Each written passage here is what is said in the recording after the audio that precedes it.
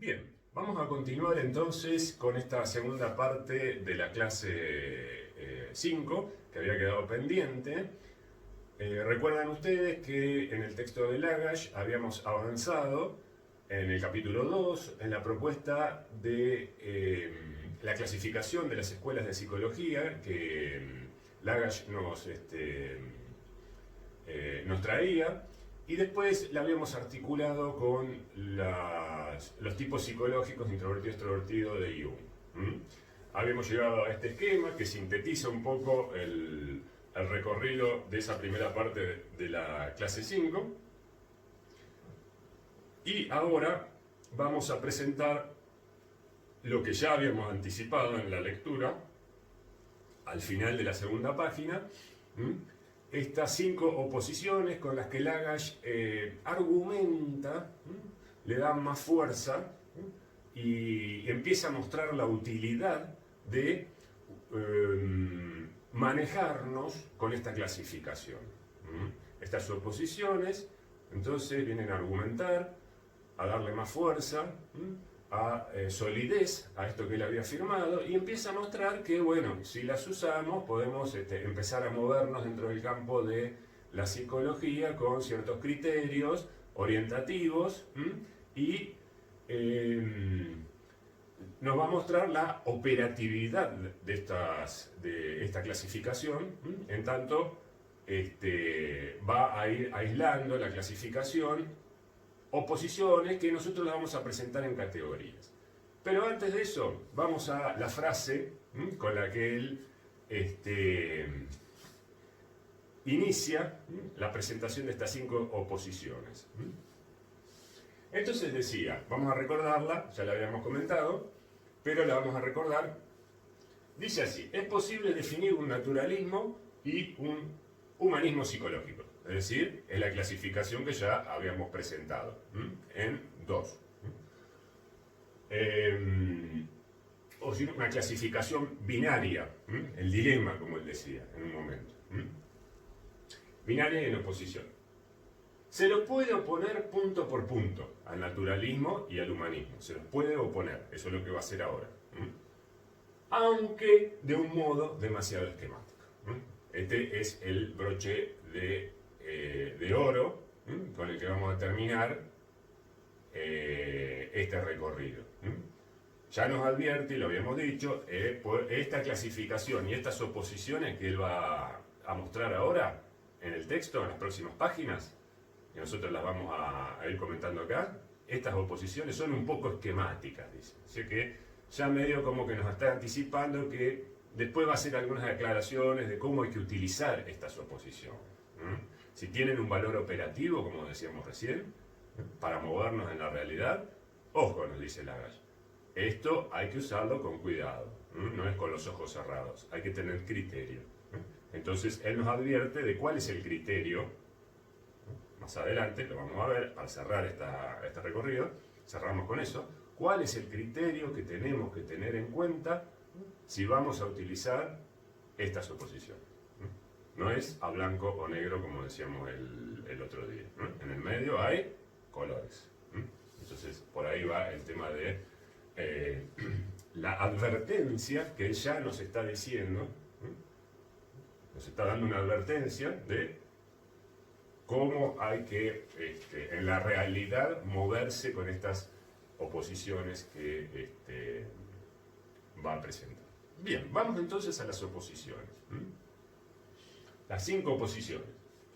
Aparecen en el texto, están muy claras identificadas. Párrafo por párrafo él va diciendo, el naturalismo se comporta así, el humanismo así, respecto de lo que nosotros vamos a llamar categorías. Categorías, 5 categorías, 5 oposiciones. ¿Qué son las categorías? Lo que nosotros denominamos, él no las llama así, las llamamos nosotros porque le ponemos nombre a estas 5 oposiciones para darle más claridad. Porque él las va presentando, pero así como entre líneas nos dice de qué se trata cada oposición. Entonces nosotros le ponemos un nombre específico para tener la referencia más clara. Y sepamos de qué estamos hablando cuando hablamos de tal o cual oposición. Bien, entonces, ¿qué son las categorías? Lo que llamamos categorías son los temas en relación a los cuales se plantean estas oposiciones. Vamos a ver. Primer tema. ¿Cómo conciben los hechos psicológicos el naturalismo y el humanismo? Entonces la primera categoría es concepción de los hechos psicológicos. La segunda. ¿Cómo concibe naturalismo, humanismo, la relación todo-parte? Entre la totalidad y las partes. Tercera categoría. El enfoque epistemológico de uno y de otro. Vamos, todas estas nos van a mostrar que ambos están en oposición. En una vereda, en la otra. Blanco, negro. Cuarta categoría, modo de concebir el sustrato de la vida psíquica. El sustrato de la vida psíquica. Y quinta, finalidad y valores. La quinta categoría. Entonces, si uno, después de la segunda página, abajo, arranca la tercera y empieza a recorrer y da vuelta a la página y sigue, va a ir encontrando estos temas uno por uno. Bien. Vamos entonces a la primera categoría, a comentarla un poquito, para ponerle palabras, como decimos siempre.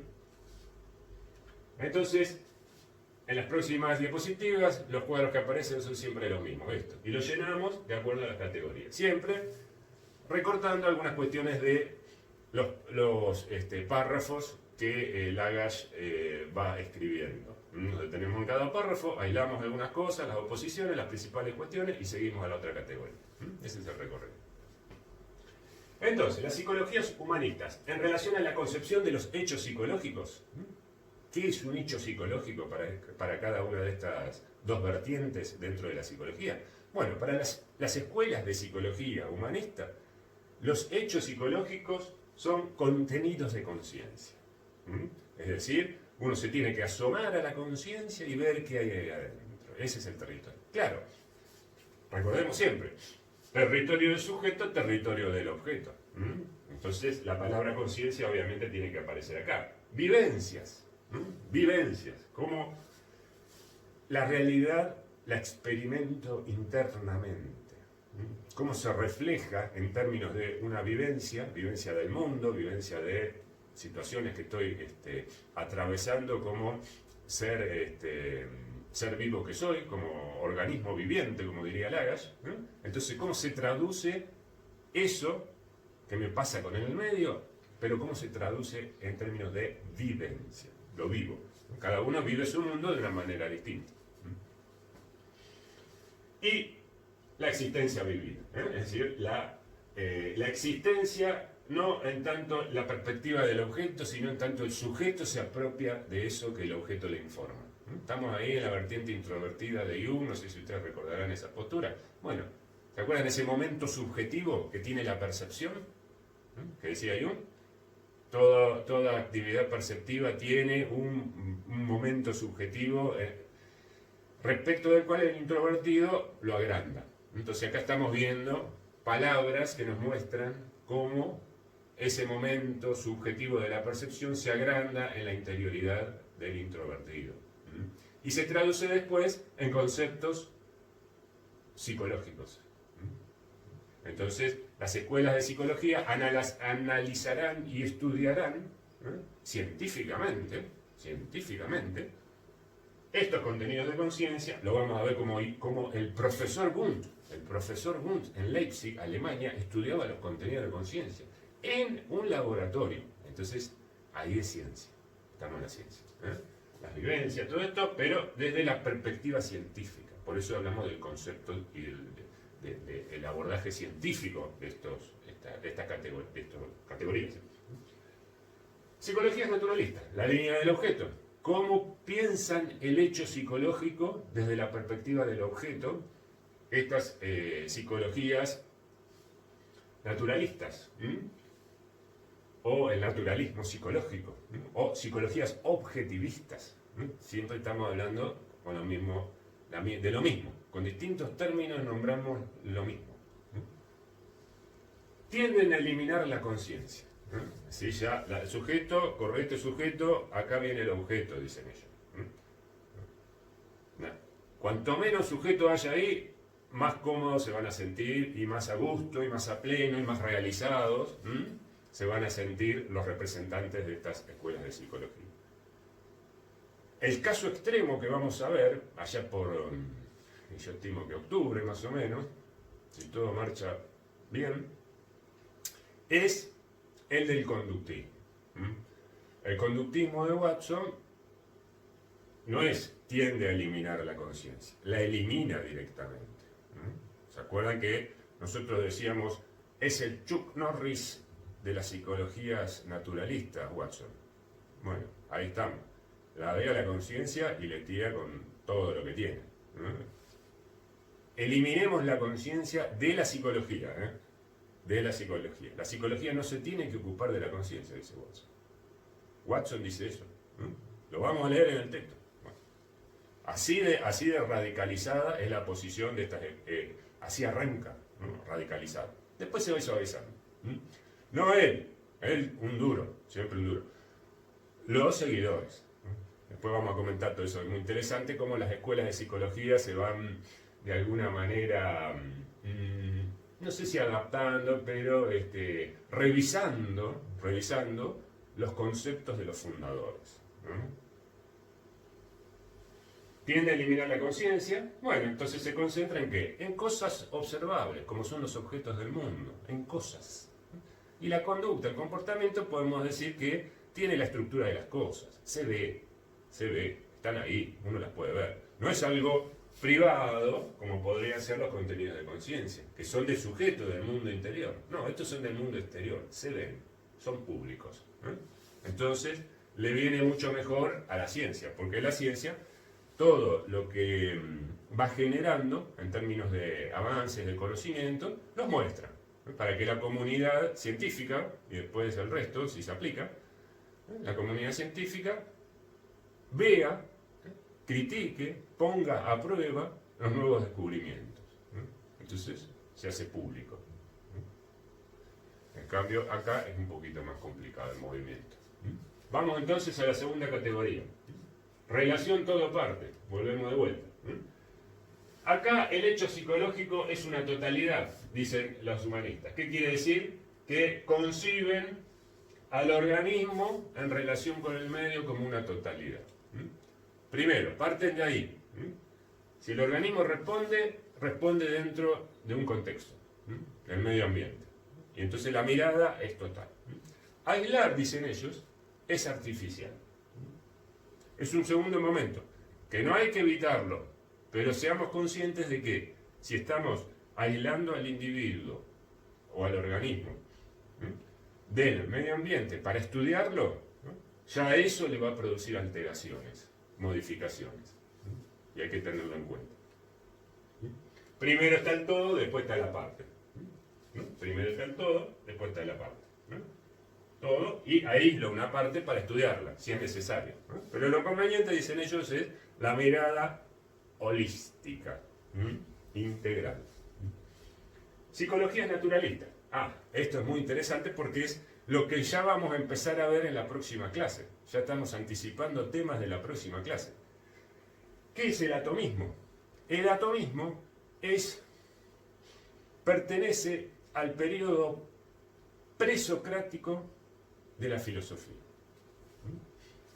Cuando nos remontemos allá a la antigüedad, siglo V antes de Cristo, o menos 5, vamos a ver algunos autores presocráticos y socráticos de la filosofía que influyeron a lo largo del tiempo después con sus pensamientos en la psicología. Entonces la influencia sobre la psicología ya viene desde allá atrás, desde el fondo, cuando esta gente empezó a reflexionar sobre temas psicológicos. Y entonces vamos a ver la incidencia del atomismo, que no es directamente sobre la psicología, pero después la psicología recibió el impacto del atomismo, como toda la ciencia, lo recibieron. Y un ejemplo que nosotros vamos a dar que se ve, claro, atomismo habla de átomo, es decir, de algo pequeñito, pero no en el sentido de la química, después lo vamos a aclarar, no en el sentido de la química, sino de una parte muy pequeña e indivisible. Entonces a eso se le llama átomo. Ese es el concepto de átomo. Y en psicología, la psicología va a buscar los átomos del comportamiento, los átomos de la conciencia. En realidad todas las ciencias van a buscar sus átomos, es decir, sus referencias disciplinares, conceptuales más pequeñas.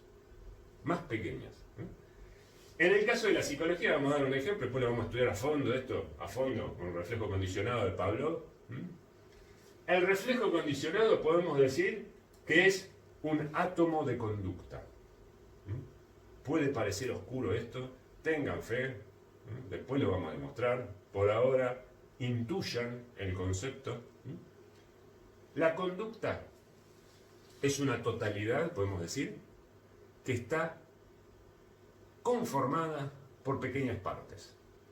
Esa es la visión atomística de las cosas, del universo. Las totalidades las podemos descomponer en partes y llevarlas a partes muy pequeñas, las cuales vamos a llamar átomos. Cualquier totalidad. En el caso de la conducta, esas pequeñas partes, las más pequeñas de todas, no se puede dividir ya. Ahí no se puede dividir, seguir dividiendo la totalidad. En el caso de la conducta, van a ser los reflejos condicionados. Por eso decimos que son átomos de conducta.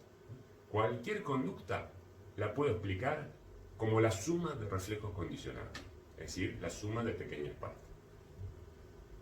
Esa pequeña parte, en el caso de la psicología subjetivista, se va a llamar reflejo condicional. Lo vamos a estudiar, septiembre por ahí. Pablo, perro que salivaba, todo eso, lo vamos a ver, es muy interesante. Bien, entonces ellos van primero de la parte y después al todo. Claro, si acabamos de decir, son las partes las que explican el todo. Si sumo todos los reflejos condicionados, ahí tenés la conducta, la totalidad.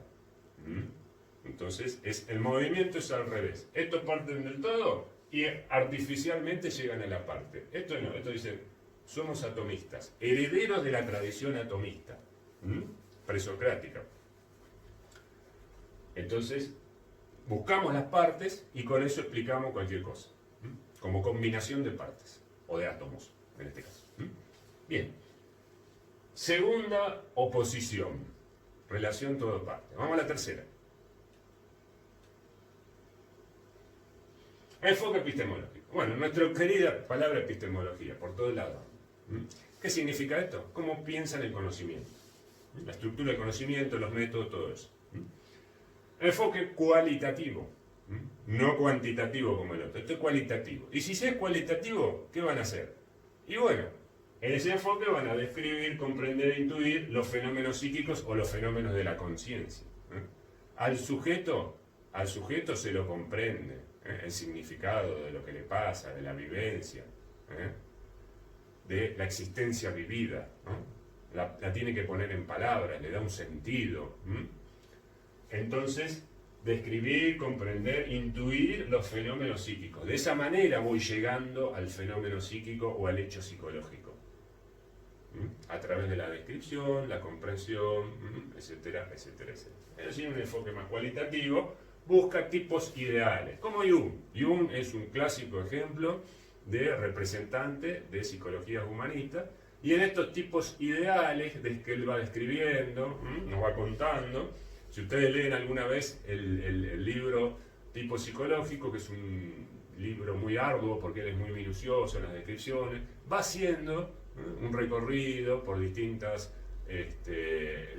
ámbitos de la cultura y va aislando estos tipos, pero siempre descriptivo. Él no va ni pone en una balanza sus conocimientos, ni los mide con una regla, ni le mide la temperatura, no, esas cosas, eso es cuantitativo. Enfoque cuantitativo de las naturalistas, otro enfoque distinto. Y si son cuantitativos, entonces ya no se mueven de esta manera, sino que miden, hacen tablas, gráficos. Cuantitativo, cantidad, número.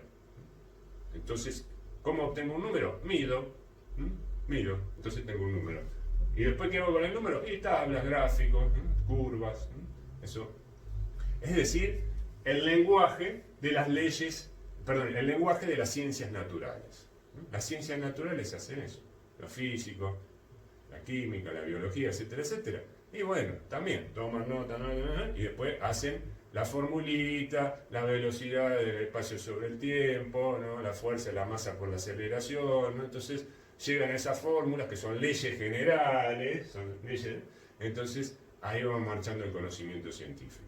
¿Todo producto de qué? Del enfoque cuantitativo. Entonces ellos llevan, las psicologías naturalistas, objetivistas, llevan ese enfoque a la psicología. Y producen conocimiento del hecho psicológico, producen un conocimiento del hecho psicológico con esta estructura. A partir de moverse o de aproximarse al hecho psicológico con estos enfoques. Entonces, cuando veamos, por ejemplo, a Watson, vamos a ver la preocupación de Watson por mostrar los conocimientos del conductismo en este lenguaje. Este es el lenguaje que ellos van a querer, el de las ciencias naturales. Bien, vamos presentando entonces. Ven ustedes que son oposiciones, son distintas. Cada uno que vamos avanzando, blanco, negro, negro, blanco. Bien opuesto. Se nota la diferencia. Bien, cuarto. Modo de concebir el sustrato de la vida psíquica. Bueno, acá viene un problemita que siempre viene, que aparece, es ¿qué es sustrato? Sustrato. Bien, si buscamos en el diccionario, sustrato significa donde se apoya. El sustrato, el lecho marino, el sustrato, ¿no? Es decir, ahí donde lo que sirve de punto de apoyo, de sostén, de sostén, donde se sientan las bases, donde todo el otro se construye. Entonces el sustrato, lo que está debajo, podríamos decir. Bien. Entonces, ¿cómo conciben el sustrato de la vida psíquica? Es decir, si existe el hecho psicológico, ¿en qué se apoya? ¿Cuál es su fundamento? ¿Qué hay detrás del hecho psicológico? Entonces, vamos a ver también que en este punto los dos son muy distintos. Psicologías humanistas, psicología naturalista. La vida psíquica no encuentra su fundamento en lo orgánico. Fíjense ustedes. La vida psíquica, la de la conciencia, no encuentra su fundamento en lo orgánico. Es decir, su fundamento, sus bases, su apoyadura, no hay que ir a buscarla a lo orgánico. Y si no hay que ir a buscarla a lo orgánico, ¿a dónde hay que ir a buscarla? ¿Dónde se apoya la conciencia? La punta del iceberg. ¿Qué hay debajo? Y bueno, ahí tenemos las capas profundas, el inconsciente. Entonces, lo que explica o de dónde encuentra su razón de ser la conciencia, podríamos decir, es en esta otra dimensión, también psíquica, no orgánica, es decir, que pertenece al mundo del sujeto, no del cuerpo, que es el inconsciente de las capas profundas, como dice por ahí. Entonces, todo queda dentro de la vida mental, desde esta perspectiva. El fundamento de la conciencia está en la vida mental, el sustrato. En cambio, en la otra vereda, las psicologías naturalistas, lo psíquico, el hecho psicológico, mejor dicho, porque lo psíquico acá es el hecho psicológico, el hecho psicológico, que eran las conductas y los comportamientos, como habíamos visto en la primera categoría, se apoya en lo objetivamente dado, comprobable, como dice ahí, el cuerpo. Es decir, y sí, las conductas, los comportamientos se apoyan, ¿dónde? Y en la estructura biológica, en el cuerpo. Ya no en las capas profundas del inconsciente, sino en lo que veo. No hay nada misterioso detrás de la conducta.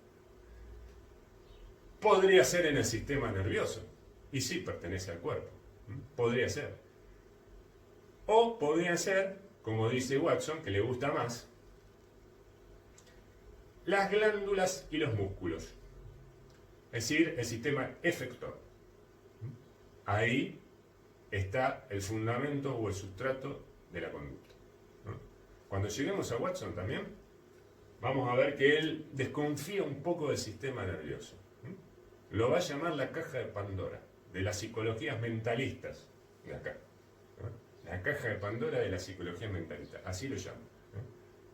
Medio socarrón, ¿no? Watson, provocativo. Como nombra las cosas de sus adversarios en el campo de la psicología.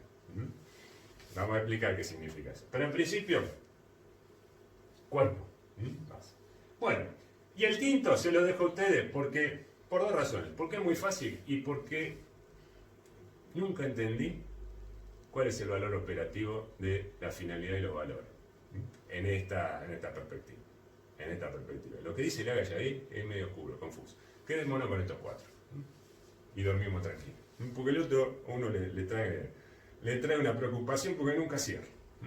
Pero si quieren léanlo, no hay problema. Y si alguien descubre algo interesante, lo comenta y aprendemos. A veces son así las cosas. Bien, con esta diapositiva cerramos. Esta diapositiva, como ya lo venimos advirtiendo, de cierre, es precisamente una advertencia de Lagash de cómo hay que posicionarse a la hora de ir a la realidad con estas oposiciones. Es decir, de voltornar las operativas, de ver, a ver, bueno, ¿para qué me sirve estas oposiciones? Vamos a leer las escuelas de psicología desde estas oposiciones. ¿Cómo hay que leerlas? ¿Cómo hay que interpretarlas? ¿Así como nos puso las oposiciones? ¿Blanco-negro? ¿Así hay que hacer? No, dice Lagash. Esquemático. Demasiado esquemático. Es muy duro este planteo. A veces hay que ser duro en la vida para plantear las cosas. Después uno se suaviza. Lo van a ver en los fundadores de las escuelas de psicología. Freud, Watson, el Bull mismo. Como son fundadores y tienen que abrirse paso, se atrincheran. Entonces plantean las cosas así como muy rígidas, ¿no? En algunos puntos, ¿no? Como que no hay alternativa, como que la realidad se tiene que comportar así. Y en realidad son teorías, ¿no? Que describen la realidad. La realidad es mucho más compleja. Siempre una teoría simplifica las cosas. Entonces en esa simplificación a veces se endurece un poco. Entonces Lagash se da cuenta de eso, de que está planteando un poco dura las cosas, esquemáticas, esquema, ¿no? Rígido. Entonces, cuando avanza, después de mostrar las oposiciones, se desdice un poquito y dice, cuidado, no es tan así esto, no es tan así. Entonces tiene esta frase, tiene dos frases, esta la vamos a ver y la comentamos. Después hay otra más, un poquito más adelante, se las dejo para que la busquen ustedes, que es del mismo tono, de la misma naturaleza que esta. Una segunda advertencia, nos da dos advertencias. Son del mismo tenor, lo dice de manera distinta, pero... Bueno, vamos a leerla, búsquenla en el texto, está después de los párrafos de las oposiciones, y la analizamos y la comprendemos. Aunque cada una de estas 5 oposiciones en sí misma significativa y verdadera, o sea, no se desdice hasta ahí dice, esto es así, oposiciones, está bien, lo que yo dije. Difícilmente se encontraría una escuela, acá está diciendo, bueno, ahora salimos a la realidad y voy a encontrar las escuelas. Entonces dice, ojo, difícilmente se encontraría una escuela, si ustedes van ahí a la realidad, situada bajo el rubro de naturalismo o del humanismo, que acepte sin excepción sus respectivos principios fundamentales. Que acepte sin excepción sus respectivos principios fundamentales. Hay excepciones, dice. Y difícilmente encontraremos una que cumpla todas las condiciones. Es decir, vamos viendo que él nos está diciendo, si van a la realidad, no van a encontrar una escuela de psicología pura que cumpla todo lo que yo dije, por ejemplo, de las naturalistas. Y si van de vuelta con las humanistas, tampoco va a haber una pura que cumpla todo. ¿Qué quiere decir esto? Que siempre la escuela naturalista, en la realidad, las de verdaderas, no las imaginadas de la teoría, las verdaderas, van a tener, las naturalistas, una pincelada o dos pinceladas de humanismo. Y al revés, las escuelas humanistas, si uno las ve, va a encontrar algo también de naturalismo. Pero eso no es lo importante. Lo importante son, de vuelta, las tendencias. ¿No? ¿Qué es lo que predomina? ¿Se acuerdan? Cuando vimos introvertido, extrovertido, que yo les dije un ejercicio, se los recordé la vez pasada. Hagan el ejercicio. ¿Puede existir un tipo introvertido puro? ¿O un tipo extrovertido puro? Bueno, acá es lo mismo. No existe. Siempre el introvertido, y ya lo dice Jung, porque nacemos con las dos tendencias, va a tener algo, un momento del extrovertido. En algún momento va a ser un poquito, va a tener comportamiento extrovertido. Y el otro también. En algún momento va a parar y así, va a reflexionar, por lo menos. ¿No? Si no, sería pura acción y descarga, ¿no? Extrovertido. Acá pasa lo mismo, es la misma lógica. Claro, porque la psicología está antes que la epistemología. Entonces, tiene que tener el mismo movimiento. ¿No? Bueno, entonces, traemos acá, ahora sí. Lin Yutan, tenés que golpear el gong. Ahí apareció el Xinjiang. Es un asistente oriental que tengo que un poco no entiende el mecanismo. ¿No? Se pone a jugar con unos murciélagos que trajo de allá de su país. Bueno, toda esta cuestión oriental que tanto nos afecta, nosotros la utilizamos de manera productiva para aprender psicología. Entonces tenemos el Yin y el Yang, que es una imagen que muestra muy bien y nos permite visualizar el sentido, lo que quiere transmitir esta imagen, permite visualizar esto que está acá. Es una traducción de lo que dice Lagash. La tenemos que ambientar un poquito todavía, esta imagen del Yin y el Yang. Vamos a ambientarlo entonces. Ponemos en color azul, fíjense el Yin y el Yang que hicimos acá, en color azul las humanistas y en color rojo las naturalistas. Entonces vamos viendo que dentro de esta polaridad del símbolo, que es color azul, ¿qué tenemos? O sea, que es una escuela de psicología humanista, podríamos decir. ¿Qué tenemos?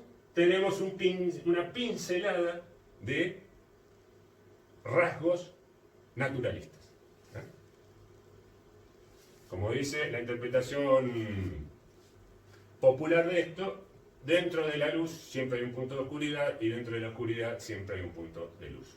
Bueno, acá es más o menos lo mismo. Y al revés, también. Cuando estemos frente a una psicología naturalista, predominantemente con tendencias al naturalismo, que cumple muchas de las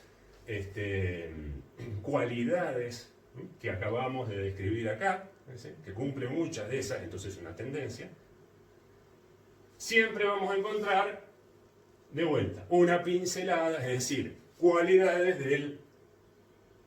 de la línea humanista. Y no hay que sorprenderse, nos dice Lagash.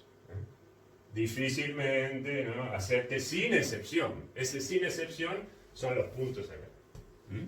Hay excepciones. Lo importante es la visión general. ¿Sí? Entonces, ese es el enfoque que hay que tener de este planteo de Lagash. El cuidado que hay que tener. Cuando uno va a darle, como decimos, el valor operativo a estos conceptos. Bien.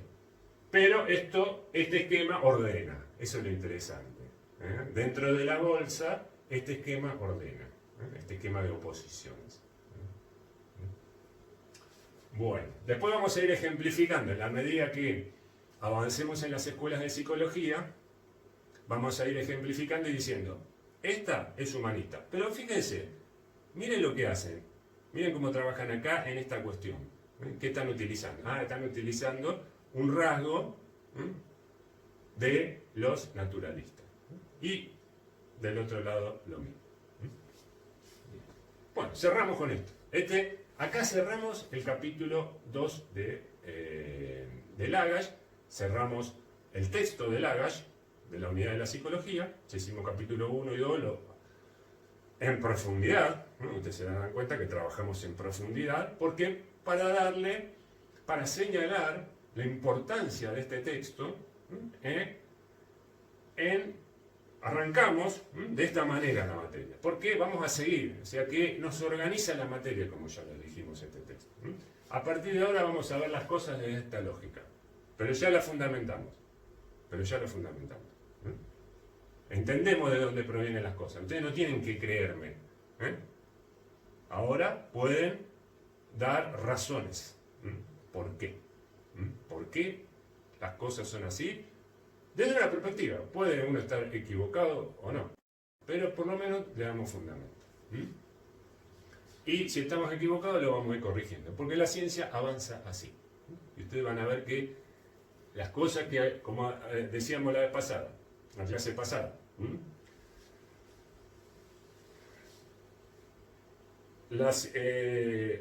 habíamos planteado en la clase de concepto del hombre una afirmación. La psicología se ocupa del sujeto. Y después terminamos hablando de psicologías objetivistas o naturalistas. Jack Black no entendía nada. Entonces, nos decimos, pero vamos a fundamentar, porque avanza y retrocede. No es lineal, no es acumulativo esto. Como el desarrollo humano, psíquico, no es acumulativo.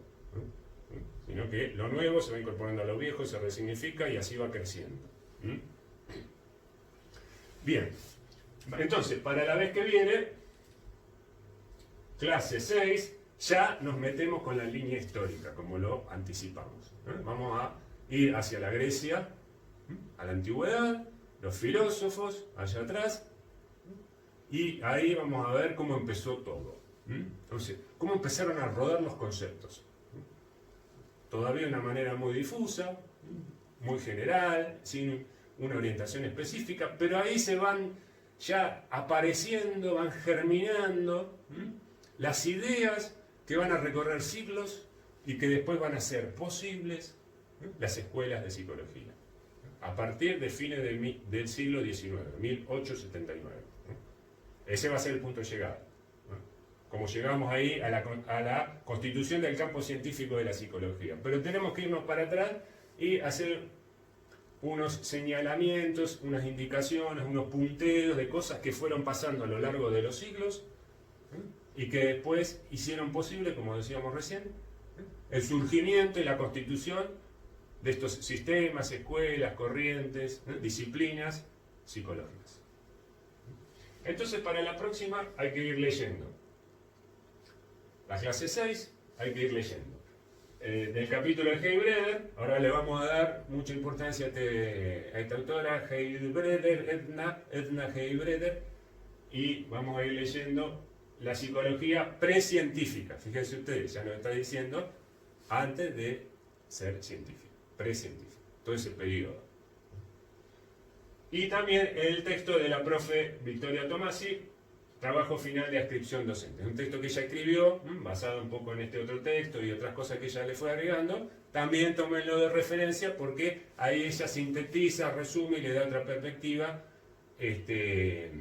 a lo que dice Heilbreder y lo que vamos a trabajar nosotros en la clase teórica. Bien, entonces dejamos a Lagash acá. Lo dejamos, pero queda ahí mirándonos Lagash, a ver cómo nos comportamos y si le hacemos caso a todas las cosas que nos enseñó con tanto esfuerzo y esmero. Así que lo vamos a tener al maestro Lagash custodiando este recorrido que iniciamos en la clase 6 para llegar después sí a las escuelas de psicología científica de a poquito. Bien, nos vemos entonces en la clase 6. Muchas gracias.